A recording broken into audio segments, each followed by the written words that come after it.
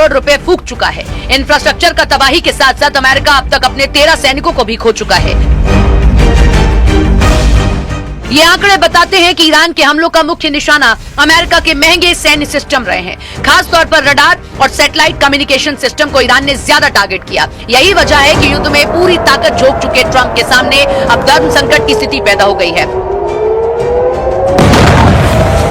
कभी ईरान को अल्टीमेटम दे रहे तो कभी जुबान को नरमी, लेकिन ट्रंप की रियायत रास नहीं आ रही है। उनके ही दोस्त नेतन्याहू को जो ये कह रहे हैं कि ईरान पर हमले रुकने नहीं चाहिए, पश्चिम एशिया में धधक रही युद्ध की आग ईरान और लेबनान की बर्बादी के साथ ही ठंडी पड़ेगी।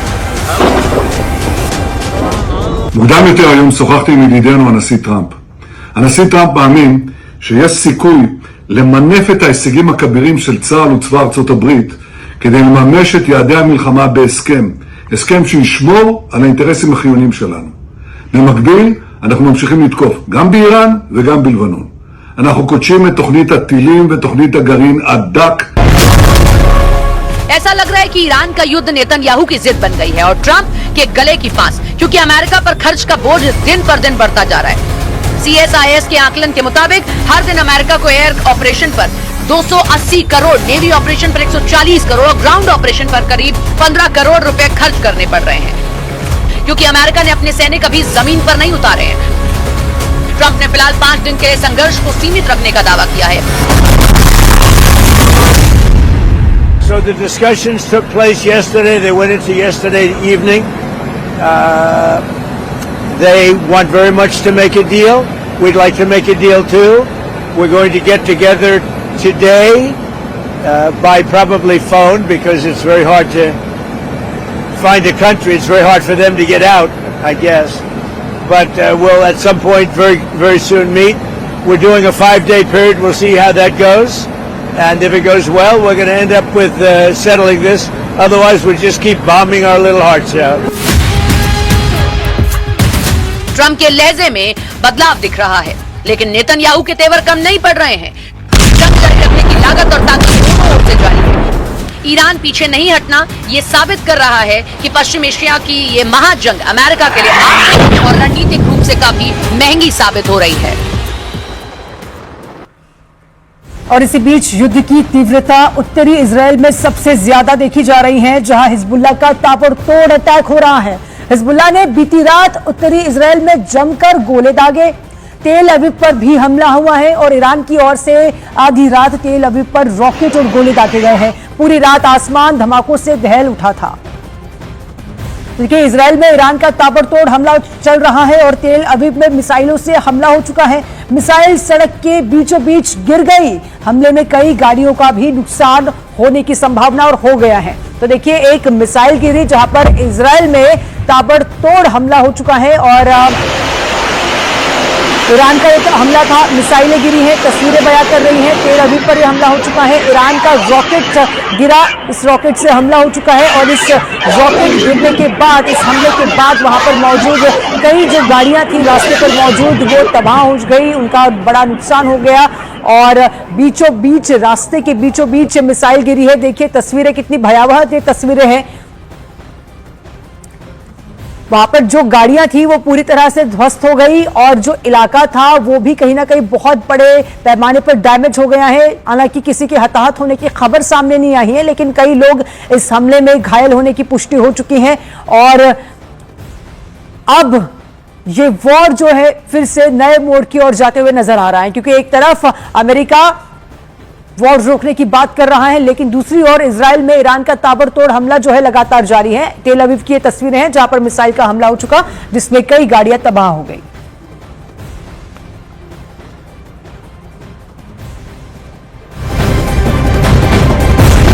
तो हॉर्म्यूज दुनिया की तेल लाइफलाइन, और अब यही बन गया है डोनाल्ड ट्रंप का सबसे बड़ा दांव। मिडिल ईस्ट में बढ़ते तनाव के बीच अमेरिका ने अचानक अपनी सबसे तेज strike force 82nd airborne division को तैनाती के लिए तैयार कर दिया है। क्या ट्रंप हॉर्म्यूज को सैन्य नियंत्रण में लेने की तैयारी कर रहे हैं या यह सिर्फ एक दबाव की चाल है ईरान को झुकने के लिए? देखिए।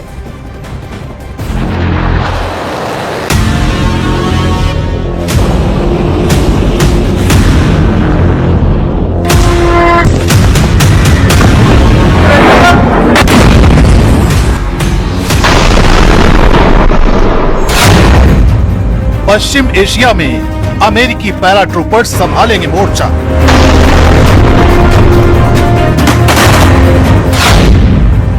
जंग के मैदान में अमेरिका की सबसे घातक ब्रिगेड।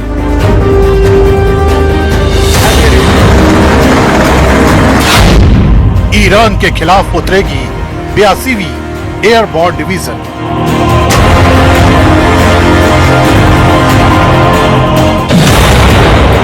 पश्चिम एशिया में चल रही जंग शांति बनाम संग्राम के उस पड़ाव पर पहुंच गई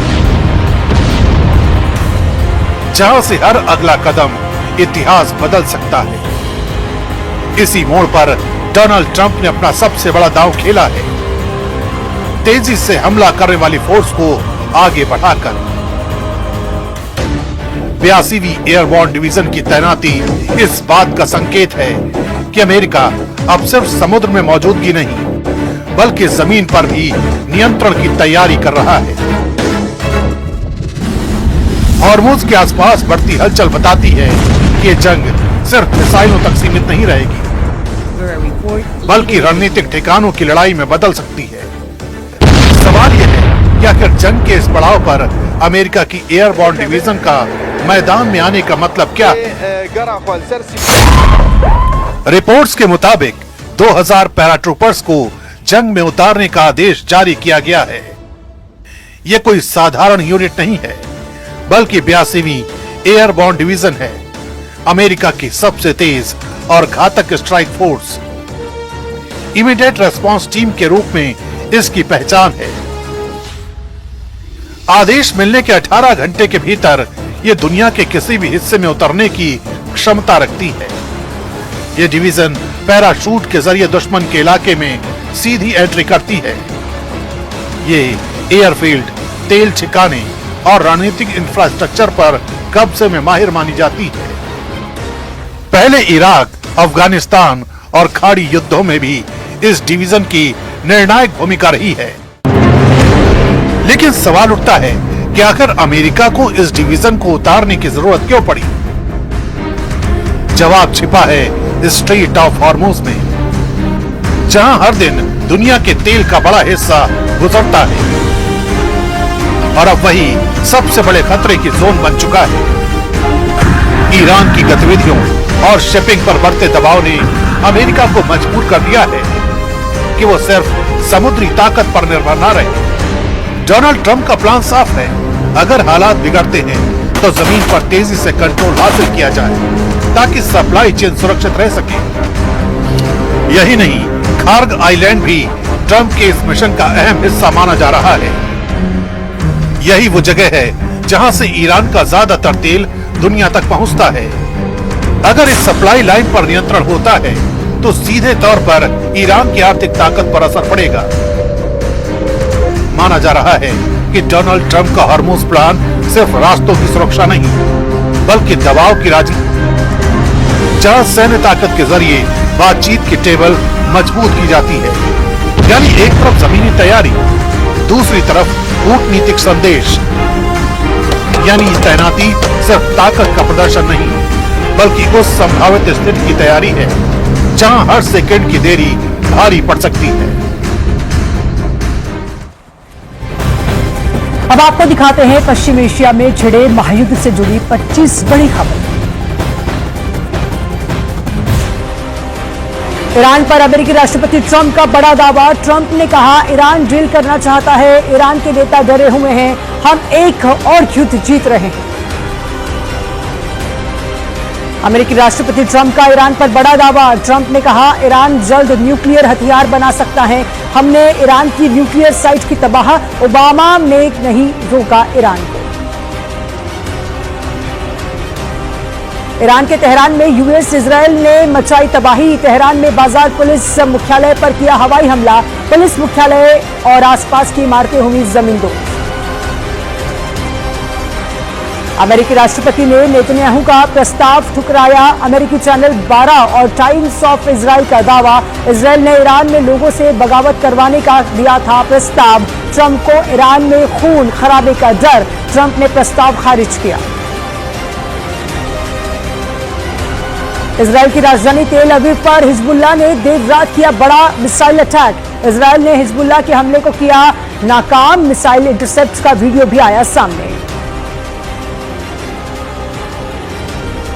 ईरान ने किया अमेरिकी F-18 फाइटर जेट को मार गिराने का दावा। एक वीडियो जारी कर किया F-18 फाइटर जेट मार गिराने का दावा। ईरान ने किया USS अब्राहम लिंकन पर अटैक का दावा। USS अब्राहम लिंकन पर क्रूज मिसाइल से अटैक का किया दावा। मिसाइल लॉन्च के बाद बदली USS अब्राहम की पोजीशन।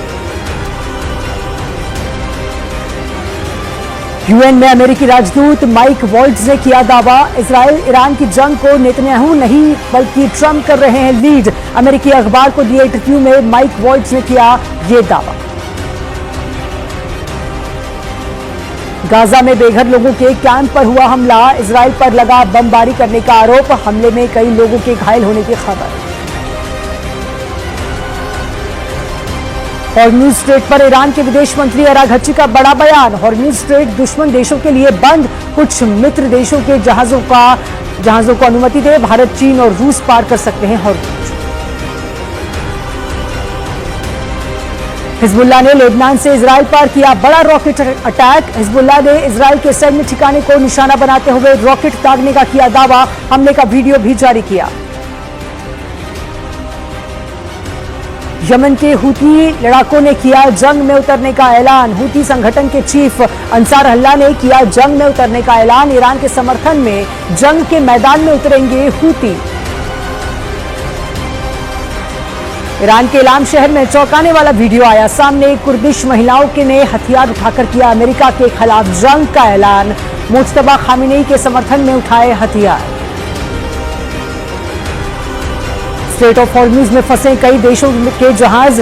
ईरान के बंदर अब्बास पोर्ट पर लगी जहाजों की कतार। हॉर्मुज में क्लियरेंस न मिलने से फंसे जहाज। हिजबुल्लाह ने तेल अवीव पर किया सबसे भीषण हमला। हिजबुल्लाह का लंबी दूरी की मिसाइलों से तेल अवीव पर हमले का दावा। इजरायली मीडिया ने भी किया भीषण हमले का दावा।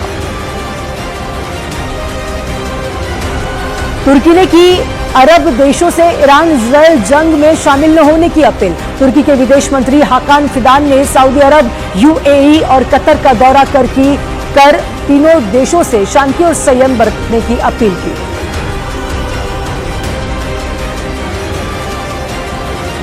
इराकी विद्रोहियों ने किया अमेरिकी सेना पर हमले का दावा। यूएस बेस पर तेज ड्रोन हमले कर इराक में यूएस सेना पर हमले तेज करने का किया दावा।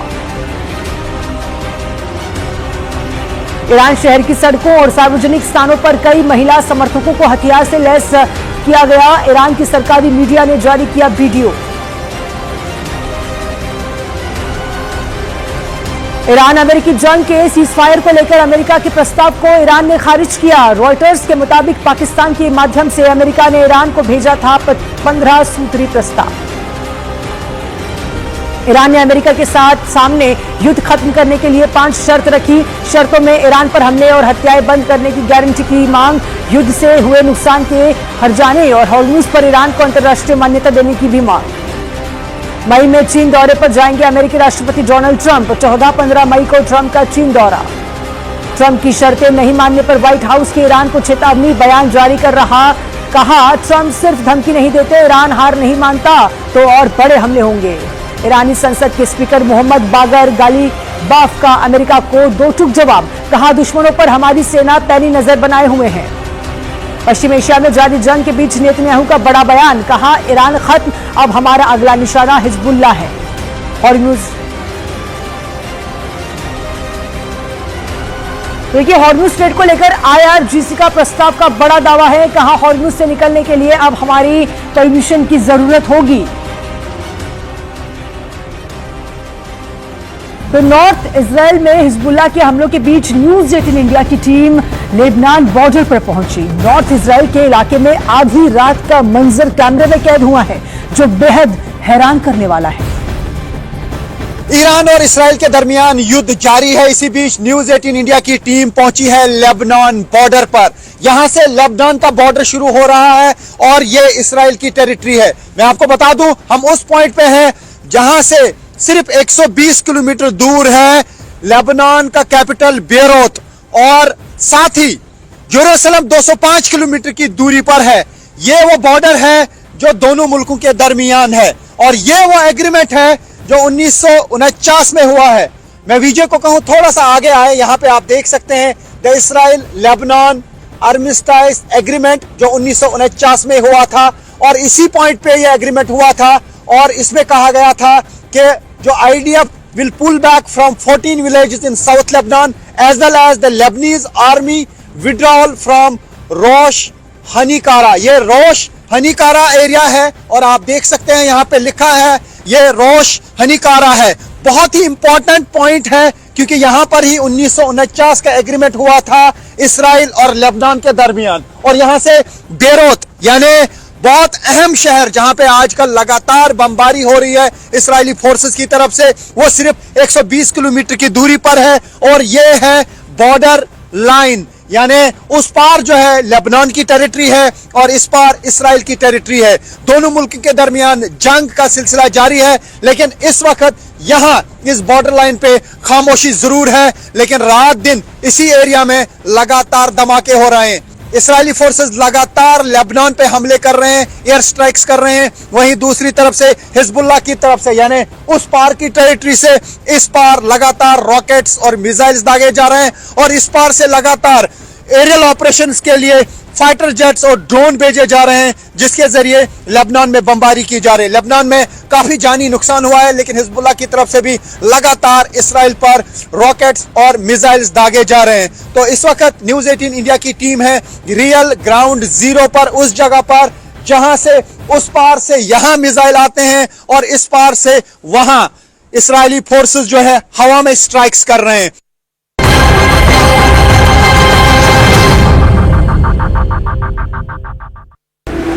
एक मंच जो राष्ट्र निर्माण में राज्यों के विकास का साक्षी बना, आगे बढ़ रहा है उसका दूसरा कारवां। दिल्ली, राजस्थान, सिक्किम, उत्तराखंड, हरियाणा और झारखंड के बाद अब बारी है पंजाब की।